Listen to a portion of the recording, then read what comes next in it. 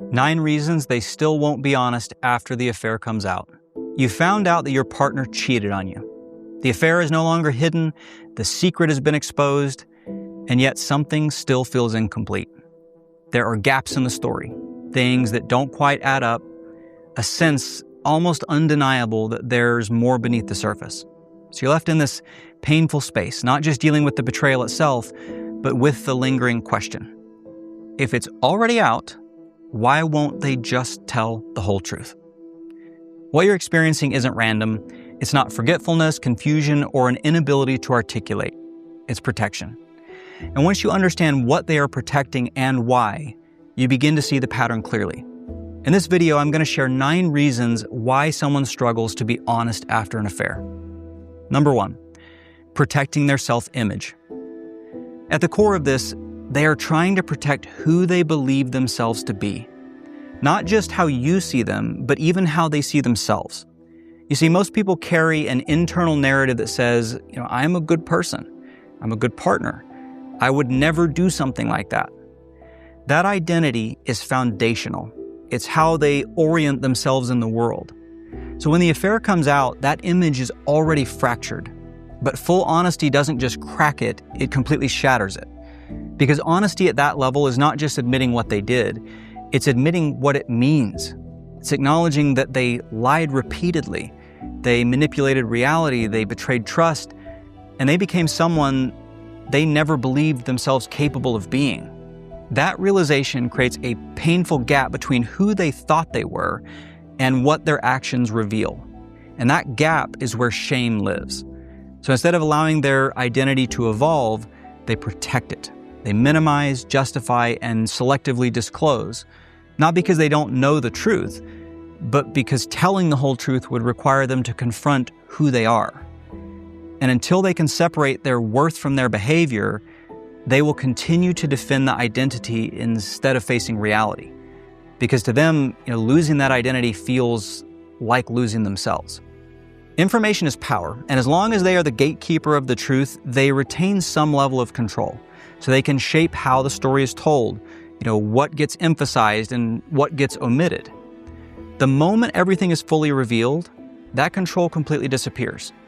Now you are responding to reality, not fragments, and that reality may lead you to decisions that they can't influence.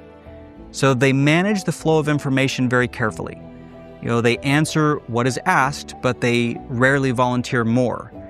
They wait to see what you already know before filling in the gaps. This is not accidental. It's a way of maintaining influence in a situation where they otherwise felt powerless.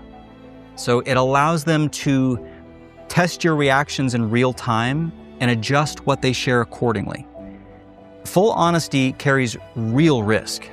It can mean the end of the relationship, financial loss, damage to the reputation, complications with children, and judgment from others. So even if they say they want to fix things, there's often an underlying calculation happening.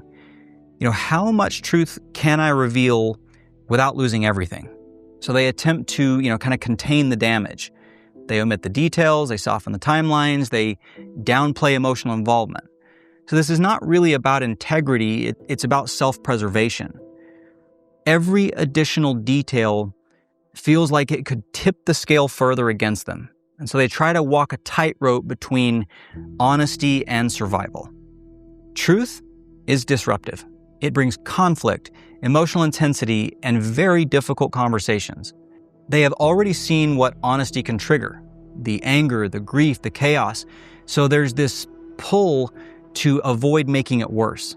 And in the short term, withholding in a way feels like relief. If it's not said, it doesn't have to be dealt with right now. But this creates a deeper problem. What feels easier in the moment prolongs the pain over time. Because you can feel when something is missing, and that absence of truth keeps the wound open. It creates this fragile piece that can break at any moment. And underneath that surface calm is unresolved tension that continues to build. You may hear things like, "I didn't want to hurt you more," or "I didn't want to drag them into it."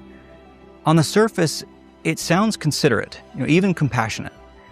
But when you look closer, it becomes clear that this is avoidance dressed up as care. Real care tells the truth even when it's difficult. What they are actually protecting is themselves, their comfort, their image, and their ability to avoid the full impact of your reaction. True protection would mean giving you the complete reality so you can make an informed decision about your life. By withholding, they're deciding for you what you can handle, and that in and of itself is another form of control.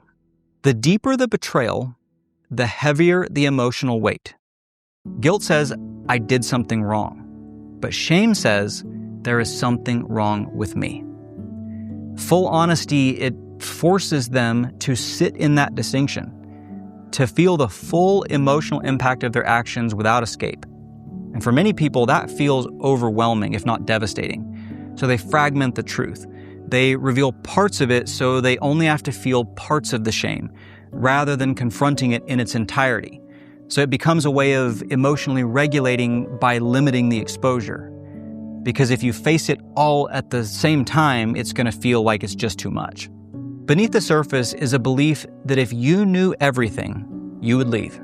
So they attempt to manage the truth in a way that preserves the possibility of reconciliation. So they think that partial honesty gives the relationship a better chance at survival. But this creates a paradox. The very thing they are doing to save the relationship prevents it from fully healing. Because healing requires a foundation of truth, not a curated version of it. So without full transparency, there's no real structure to rebuild on, only an illusion of one. And over time, that illusion begins to crack under the weight of reality, because what is hidden always has a way of surfacing. Affairs are not random events. They serve a psychological function. They provide escape, validation, distraction, or even relief from underlying pain or unmet needs. And if someone is not ready to face the deeper reasons behind their behavior, they will resist full exposure. Because exposure leads to self-reflection, and reflection leads to change. So secrecy becomes a way to protect not just the affair, but the unresolved wounds and the patterns that made it possible. It allows them to avoid confronting the parts of themselves that feel uncomfortable or broken. And as long as those parts remain hidden, the pattern remains intact. Full honesty is not just about facts. It's also about being fully seen. And for someone who fears vulnerability, that is deeply uncomfortable. Because to be fully known is to risk rejection at the deepest level. If you see everything, you may not choose them. You may not accept them. So they stay partially hidden. They give enough to maintain connection, but not enough to be fully known. Because being fully known, it feels like the ultimate risk. It requires surrendering the ability to control how they are perceived. And for someone who equates vulnerability with danger, that can feel like too high of a price to pay. Their dishonesty is not random. It is patterned. It is protective. It's driven by fear, shame, and a desire to survive the consequences of their actions. But here's the truth you have to anchor to. Just because it's understandable doesn't make it acceptable. You cannot heal from something you do not fully understand. You cannot rebuild trust without full transparency. And you cannot feel safe with someone who's still hiding. The real question is no longer, why are they doing this? The real question is whether they are willing to stop protecting themselves long enough to tell the truth. Because until they are, there is no real path forward. Only confusion and prolonged pain. Thanks for watching this video today. If you get value from my content, make sure you like, subscribe, and turn on notifications. I don't want you to miss future conversations about awareness and emotional freedom and enlightenment. And if you really want to go deeper into the work, head over to my website at keithcrossley.com. I've got additional teachings and resources and coaching options, all designed to help you attain the highest levels of mental and emotional freedom. I really appreciate you being here, and I'll look forward to seeing you in the next video.